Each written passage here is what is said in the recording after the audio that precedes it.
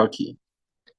Então, dando continuidade aqui ao nossas aulas de Física 2A, hoje eu vou começar a falar de gases ideais e teoria cinética dos gases. Eu dividi em duas partes. Por quê? Porque a teoria cinética dos gases ela é um pouco extensa, entendeu? Tem algumas nuances, e aí eu vou gravar uma aula e enviar para vocês.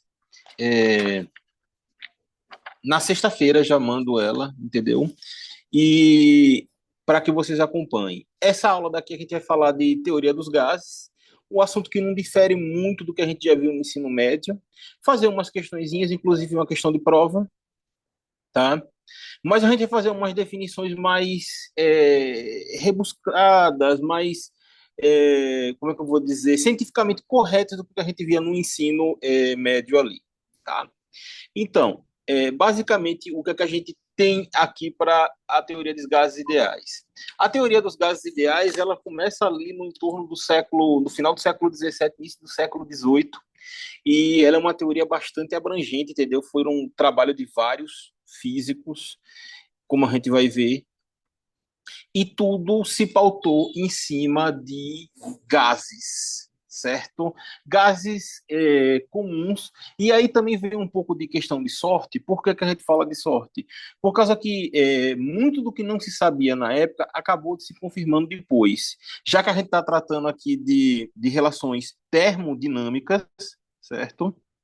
Opa, a gente está falando de relações aqui de termodinâmicas, e existe essa correlação aí entre o macro e o micro, que mesmo que eles não soubessem na época, acabou dando muito certo.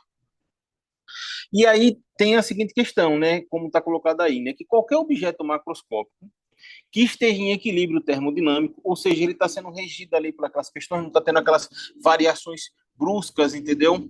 Tem aquele limite. E quando a gente for definir ali aquela parte de teoria cinética dos gases, a gente vai falar um pouco de velocidade nos processos. Por que, que a gente fala de velocidade? Porque a velocidade com que se desencadeia um processo, ela é muito importante. Um exemplo aqui, tem a lei adiabática. A diabática, ela não ocorre troca de calor, é o que a gente sabe. Mas por que, que ela não ocorre troca de calor? Ela não ocorre troca de calor justamente por essa questão de velocidade. O processo se dá de maneira tão rápida que não dá tempo para que o sistema ele venha se organizar de maneira fazendo essa troca de calor. Então, todos esses processos vão ter essa relação. E quando a gente vai falar da teoria cinética dos gases, a gente vai falar dessa parte aí, adiabática, muito mais forte, entendeu, dentro desse processo.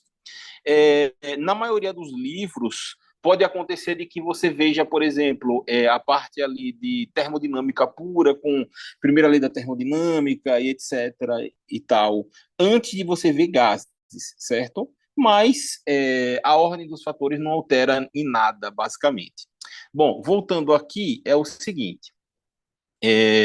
Então, qualquer objeto ali que esteja em equilíbrio termodinâmico, ele vai ter o seu estado, e o seu estado aí a gente tem como as suas relações macroscópicas, né, descritas por um conjunto de variáveis. Essas variáveis são macroscópicas, ou seja, que a gente pode medir. Basicamente, se você pensar em termos de gases, certo? A gente está falando de temperatura, de pressão e de volume, coisas que você pode medir ali com não no visual ou até mesmo com poucos instrumentos simples. A essas variáveis, certo? E eu não estou falando para gases, sem ser gases tem um outro conjunto de variáveis importantes, tá? Você tem ali energias livres, você tem outros aspectos que você pode ser utilizado, por exemplo, no tecido vivo, e como energia livre de Gibbs e de Helmholtz, é um exemplo, mas elas também são variáveis de estado e também são macroscópicas, apesar de que serem menores, em menor escala, tá? É, e aí a gente entra no caso em questão, que é o seguinte: o caso particular que a gente vai trabalhar é o caso dos fluidos homogêneos. Então, fluido, a gente já está falando de qualquer coisa que seja contínua, que não tenha uma forma definida. Então, a gente sabe que o fluido pode ser tanto gás como líquido, certo? A depender da densidade, o próprio gás ele pode se comportar como um líquido ou da velocidade também do processo que esteja ocorrendo, tá? Ele pode se parecer com sólido. Um exemplo disso é quando você vê ali um meteoro tentando atravessar a atmosfera, que ele bate naquela atmosfera dali e ele queima na entrada. Os próprios foguetes têm aquela questão da reentrada ali, que eles queimam. É como se eles estivessem interagindo com um sólido, devido a essa alta interação, a esse atrito que se dá. Tá? Então vamos lá. No caso dos fluidos homogêneos que a gente vai tratar, e um fluido homogêneo, né, aí tem as suas características que a gente conhece, né? Por exemplo, o ar a gente pode considerar um fluido homogêneo e também um gás ideal, e a gente vai falar sobre isso daqui a pouco. Esses estados aí, eles vão ficar caracterizados basicamente por três variáveis macroscópicas. Que variáveis são essas? São pressão, aqui a letra P, volume e temperatura. Essas três variáveis, elas vão descrever as equações de estados para fluidos homogêneos e os gases ideais. Aí você pode perguntar assim, mas Fernando, você está falando de fluidos homogêneos e de gases ideais. Bom, primeiro de tudo, o fluido homogêneo, o próprio nome já está dizendo, ele é homogêneo, ele tem ali uma forma definida, uma cor definida, tem toda aquela distribuição na qual você não vê certas alterações visuais, por exemplo, ali, ou de densidade, ele está com uma densidade constante. Então, isso dali seria homogêneo. Você tem essa densidade constante. Se você pega ali, por exemplo, um gás e você coloca ele em um determinado volume, tá? Ele se expande rapidamente, né? Uma característica dos gases é a expansão. E aí você vai ter o quê? Você vai ter esse volume dele constante, né? Mas é claro que se ele sai de um volume menor para um volume maior, a sua densidade vai aumentar, diminuindo no processo, e sua densidade diminuindo no processo, é, ele vai continuar sendo homogêneo no processo, né? A densidade era uma, passou a ser outra, mas assim, basicamente a quantidade de átomos ali presente, de moléculas, ela não vai variar, são dentro dessas características. Mas especificamente, o que vem a ser um gás ideal? Um gás ideal, e essa definição ela foi utilizada ali naquele século XVIII, certo? Século XVII, XVIII, e ela acabou sendo uma definição muito pertinente, porque é a mesma que a gente utiliza hoje em dia, ela vale, entendeu? E aqui a gente define como um gás ideal, como sendo um gás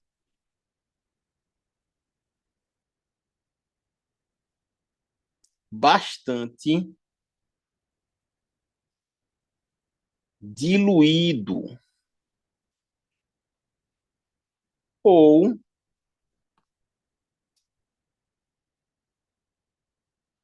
com uma densidade muito baixa.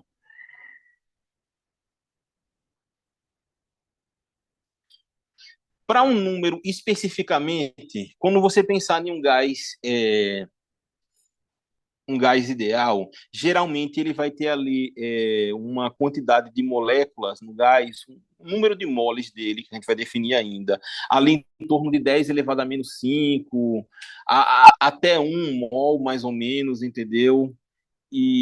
Ou você também pode pensar em termos ali da densidade, da concentração da densidade do gás. Como a gente vai ver especificamente ali, tem uns gráficos para mostrar aqui com relação a isso. Então tá, você tem um gás ali, e esse gás ele tem a seguinte característica: você pode alterar nele as suas variáveis de estado, que são pressão, volume e temperatura. Tá? A depender do que você mexer, você vai conseguir alterar outra variável. E ao longo dos séculos, em pouco mais de 150 anos, foram construídas umas leis, certo? Que relacionam justamente essas variáveis de estado. Ficou caracterizado que existe uma relação entre as três variáveis de estado, que é a seguinte, ó. Vou botar aqui, embora não seja o objetivo botar aqui, provavelmente dito agora, a pressão inicial, a pressão inicial, multiplicado pelo volume inicial sobre a temperatura inicial, ela se relaciona com a pressão final, o volume final e a temperatura final. Esse conjunto de variáveis aqui, eles são uma constante, certo? Eles se relacionam de maneira constante. E essa constante daí, ela vai ter uma relação importante para a gente ver daqui a pouco, quando a gente for definir a nossa equação de estado, ou equação de Clapeyron, né, equação dos gases ideais. Então, o primeiro cientista a tentar fazer uma relação com essas variáveis foi um irlandês, certo? De nome Boyle. Essa lei daqui é conhecida como lei de Boyle-Mariotte, tá? E é a chamada lei isotérmica. Por que é isotérmica? Porque os experimentos de Boyle, ele foi a uma temperatura constante. Basicamente, ele pegava ali, ó, vou tentar desenhar de uma maneira mais própria. Ele pegava um fluido em um recipiente, certo? Ele colocava um determinado volume nesse fluido, isolado aqui esse gás. Um gás, obviamente, aqui que a gente sabe que é um gás ideal, e esse gás aqui ele tinha um volume, certo? Vou chamar aqui de volume 1 do gás, e esse gás aqui ele ficava exposto a uma pressão, certo? A uma pressão, representada por esse pezinho daqui, uma pressão P1. E aí Boyle, ele viu que mantido a temperatura constante, certo? Temperatura constante, T, constante, ele poderia relacionar essas variações de pressão e ver o que acontecia no volume ou vice-versa. Então, Boyle percebeu que se você aumentasse a pressão sobre aquele gás ali, o que é que aconteceria? Por exemplo, você poderia dobrar essa pressão sobre o conjunto do gás ali, colocando dois pezinhos agora, certo? De maneira que a pressão 2 é duas vezes a pressão 1. E aí o que é que ele percebia é que esse volume 2 ele se reduzia, tá? Ou seja, ele se reduzia proporcionalmente no processo. E aí ele viu que pressão e volume eles são inversamente proporcionais. Quando a gente fala inversamente proporcionais, está dizendo se um aumenta, o outro diminui. Se um diminui, o outro aumenta. É basicamente isso. Quando você pensa em inversamente proporcionais, você está pensando em quê? Você está pensando em multiplicação. Então, a lei de Boyle-Mariotte, certo? Que ele encontrou foi que a pressão inicial vezes o volume inicial é igual a pressão final vezes o volume final. E o resultado clássico que o Boyle consegue é o seguinte, olha, se você tem uma pressão inicial aqui, e essa pressão inicial era P1, certo? Vou colocar aqui, P1 vezes o volume inicial, a pressão final, ele dobrava essa pressão, ou seja, ficava 2P1 vezes o volume final. E aqui você percebe o seguinte, ó, quem é que está igual aqui é P1. Então, P1 com P1 eu corto, de maneira que o quê? De maneira que o quê?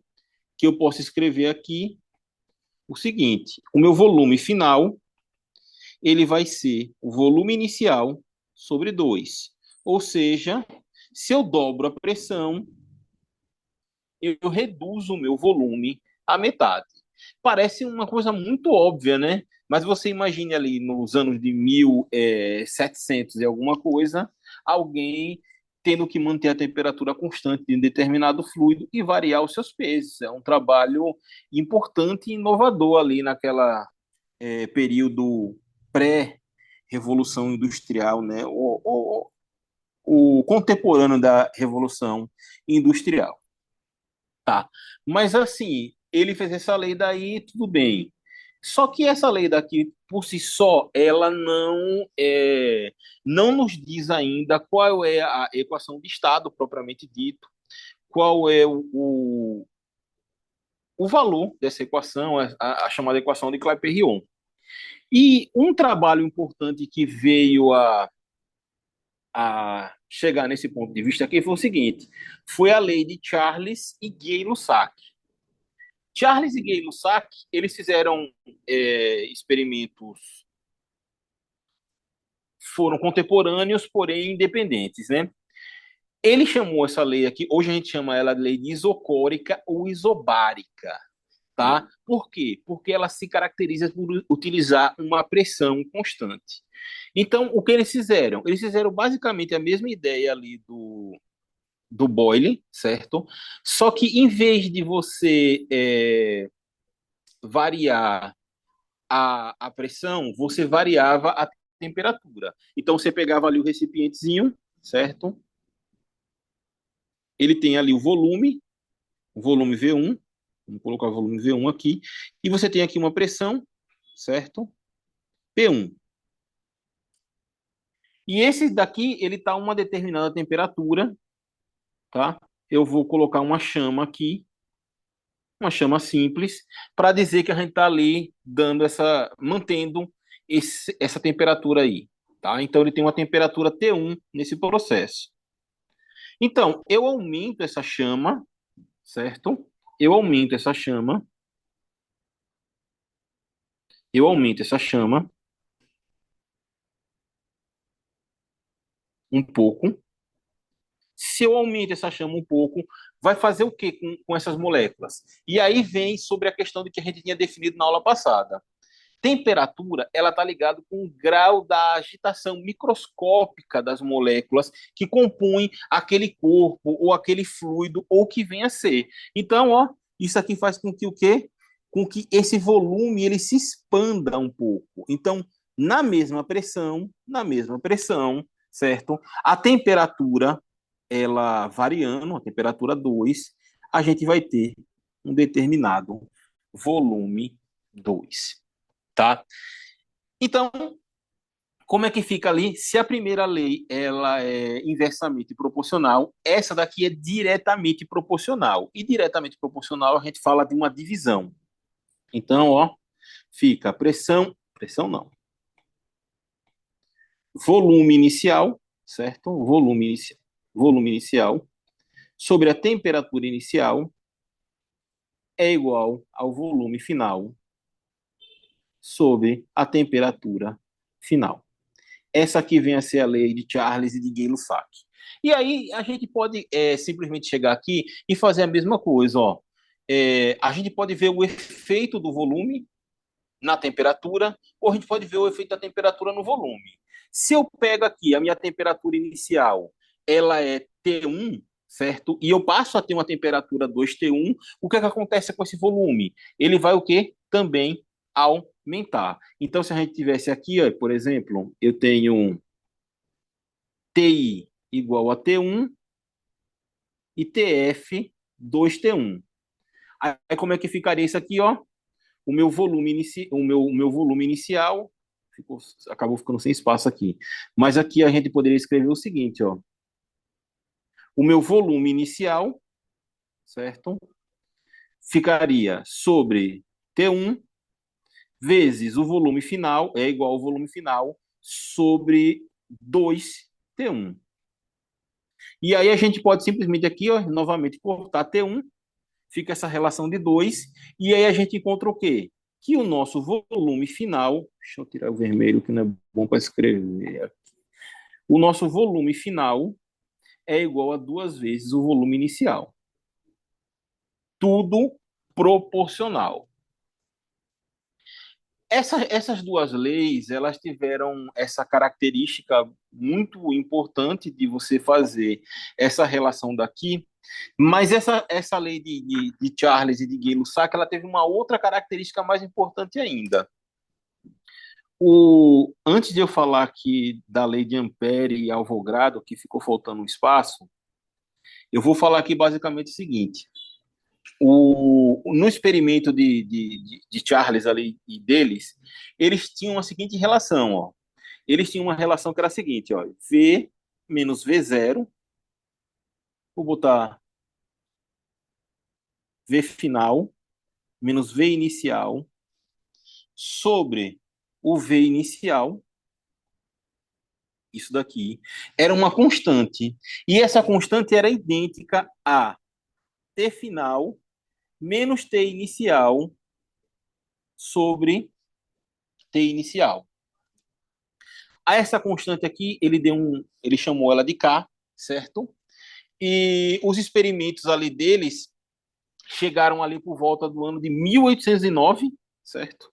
Em 1809, em 1809, o valor dessa constante K era de 1 sobre 2,666.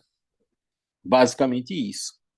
E um experimento recente, feito em 2015, para aumentar a precisão, certo? Em 2015, o valor dessa mesma constante era de 1 sobre 2,7215.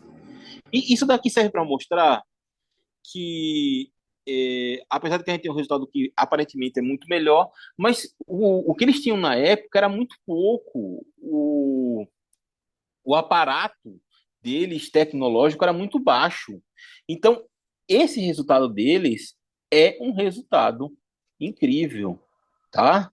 É um resultado impressionante. E aqui acabou que eu me equivoquei no espaço, enfim, mas vamos lá. Tá, mas repare só, com isso aqui em mente, isso aqui é uma coisa irrelevante, eu vou acabar apagando, porque é só uma curiosidade.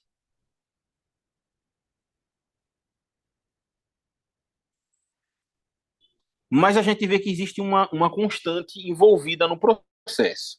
Então você tinha ali pressão, pressão, volume e temperatura, e ele era constante. Mas quem é que era essa constante? Como é que a gente relaciona essa constante? Aí entrou, primeiramente, um italiano, Lorenzo Romano Carlo Amedeo Avogadro, porque eu sempre achei esse nome dele legal. É, ele fez uma medida, e essa medida foi corroborada por José Marie Ampère, o Ampère que é o mesmo da lei da física 3 da eletricidade. Só que só na França sabem que ele também trabalhou com Avogadro na determinação dessa lei. Mas como eu acho justo, eu gosto de falar que ele também participou. Tá? Então, a lei de Avogadro e de Ampère, ela relaciona essa questão, né? E ela fala o seguinte, eu vou escrever ela aqui, que é basicamente isso. Esse trabalho daqui, ele foi importante por quê? Porque ele foi um dos primeiros trabalhos ali a corroborar a ideia de átomos. Nessa época daqui, os átomos ainda eram uma coisa filosófica, aristotélica. E quem veio confirmar essa existência de átomos, propriamente dito, foi o Albert Einstein, em um dos trabalhos miraculosos, do ano miraculoso dele. Tá? Mas vamos lá, o que é que ele fala daqui? Olha só, volumes iguais,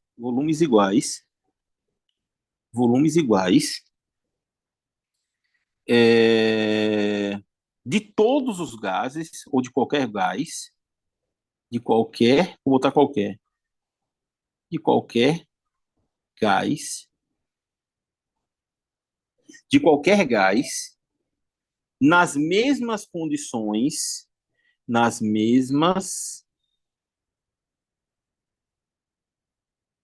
condições, nas mesmas condições de temperatura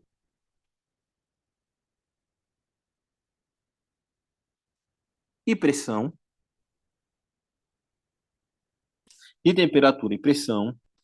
contém, contém o mesmo número de moléculas, o mesmo número de moléculas, tá? E esse número daqui é 6,023 vezes 10 elevado a 23. É um número muito grande dentro desse contexto. Se você pensar que não existe um equivalente macroscópico a esse número na nossa vida, por exemplo, dinheiro, não existe dinheiro nessa escala. Pessoas vivas, você não tem pessoas vivas nessa escala, certo? Então, macroscopicamente a gente não tem. E a essa constante aqui de Avogadro, eles deram o nome aqui de um número de mol, certo? O número de Avogadro, certo? O número de Avogadro, Na, número de Ampère e Avogadro, né? E esse número daqui corresponde a um mol. Então, sempre que falar de um mol, certo? Você está falando ali de 6,023 vezes 10 elevado a 23 átomos ou moléculas. Você tem um mol de carbono, tá? Um mol de carbono tem ali em torno de 12 gramas e ele tem 6,023 vezes 10 elevado a 23 átomos e moléculas. E esse resultado é importante porque a gente faz todo tipo de relação com ele. Dentro da física, a gente utiliza demais isso daí, essa proporcionalidade, tá? Então, com esse número daqui, esse número ele teve um resultado muito bom, certo? Ele variou ao longo do tempo, né? Mas assim, só na incerteza mesmo, porque o número já era um número bem próximo do valor. Ele se conseguiu chegar ao quê? Ficou faltando nessa constante de proporcionalidade aqui. Você tinha um N, tá? E faltou o quê? Faltava o R. E eles definiram R como uma constante universal dos gases, tá? Tem um fatorzinho R, que a gente chama de constante universal dos gases. Chama só de constante dos gases.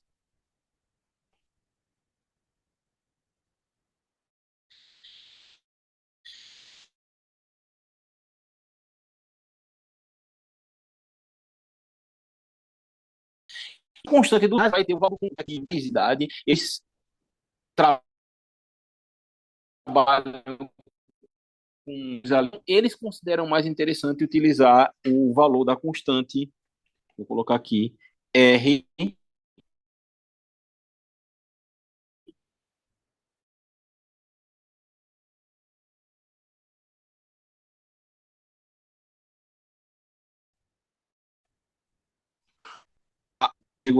vezes Mol vezes Kelvin, por Kelvin vezes mol. Ou seja, ele já está me dizendo aqui que a gente utiliza a pressão em Pascal e, e a temperatura na escala de Kelvin, tá? Então, com isso daqui, só o que falta para a gente definir é a nossa equação de estado para os gases, tá? Eu vou avançar aqui e vou colocar ela aqui, depois eu volto. Então, a nossa equação aqui de estado, a equação dos gases ideais, equação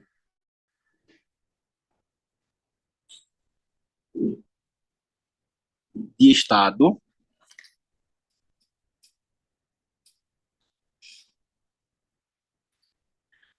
para os gases ideais, para os gases ideais, também chamada de equação de Clapeyron, também chamada de equação de... E agora que eu esqueci como é que se escreve Clapeyron. Clapeyron. Ai, caramba, esqueci totalmente agora.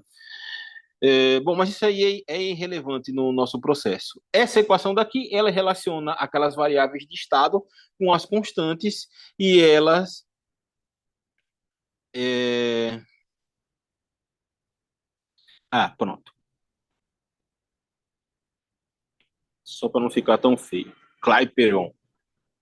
Ela relaciona da seguinte maneira: P vezes V é igual a N R T. E aí tem uma série de brincadeiras que se faz com essa equação, que eu não vou dizer, para depois não dar striker no vídeo, certo? Que todo mundo sabe quais são. Novamente, aqui a gente pode colocar o P vezes o V sobre o T, vai ser igual àquela constante de proporcionalidade que vem a ser, nesse caso aqui, o N e o R. Aonde esse N aí vem a ser esse número de moles que está relacionado com a constante de Avogadro, tá? Só que essa equação daqui, ela é, ó, novamente aqui, ó, para gases ideais, tá? Se os gases não forem ideais, ela não vai, ele não vai ser regido por essa equação. E aí aparece uma série de equações e problemas relacionados para gases não ideais, tá? Por que isso aqui vem a ser importante? Olha só. Eu aqui, eu peguei esse gráficozinho daqui, tá, tá meio ruim de ver, eu não consegui um bom, que ele relaciona aqui, você tem a amônia, basicamente ali, que é o NH4, certo? Ou seja, a gente já vê de cara que a amônia, ela é uma molécula que ela não é feita por um único átomo, certo? E aí você tem o nitrogênio, a outra molécula ali, nitrogênio, e você tem o hélio, tá? E aí a gente consegue ver aqui o seguinte, ó, o hélio, ele é um gás monoatômico, você está vendo ali, né? Ele é um gás ideal, ele não precisa fazer essa ligação. Tem ali aquela questão da tabela periódica, né, dos gases nobres. Então, já de cara a gente vê aí, ó, para ser um gás ideal, a gente pode expandir um pouco aquele comentário. Por quê? Porque o gás ideal daqui, ele também pode ser um gás monoatômico. Um gás monoatômico, propriamente dito. Então, você pode ver o seguinte, ó, essa equação de Clapeyron, e aqui você tem esse gráfico que relaciona essa equação, tá vendo aqui, ó, o fator nRT, PV sobre nRT, e a gente tem essa relação daqui para o quê? Para densidade. Olha aí, ó, densidade. E aí a densidade aqui está 0, 2, 4, 6. E aí você percebe o quê?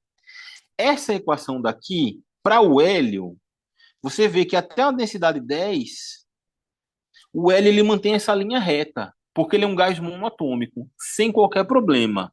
O nitrogênio, ele é um gás ali homogêneo, apesar de que ele é um gás diatômico, mas ele é homogêneo. Ele se afasta um pouco da posição inicial, porém não muito. Ele mantém esse equilíbrio com relação à posição ali inicial, a relação da proporcionalidade do PV sobre o NRT. Mas a amônia, a amônia ela começa a se afastar muito, certo? Ou seja, a amônia, mesmo para baixas densidades, ela já não tem a característica de um, de um gás ideal, certo? Você pode ver que a amônia ela só é gás ideal aqui, ó, para uma densidade muito baixinha, ou seja, uma concentração de número de moles muito pequenas. Ali, quando você está em torno de um, mais ou menos, uma densidade de um, tá? Que ele está dando ali, eu não estou vendo aqui qual a unidade agora, 100 litros, não sei, litros, quilograma por litro, não sei o que está vendo agora. Mas, assim, de qualquer forma, você vê que ela perde essa característica. Então, é por isso que a gente definiu o gás ideal, que é um gás extremamente diluído. Qualquer gás que for extremamente diluído, ele vai ser considerado um gás ideal, tá?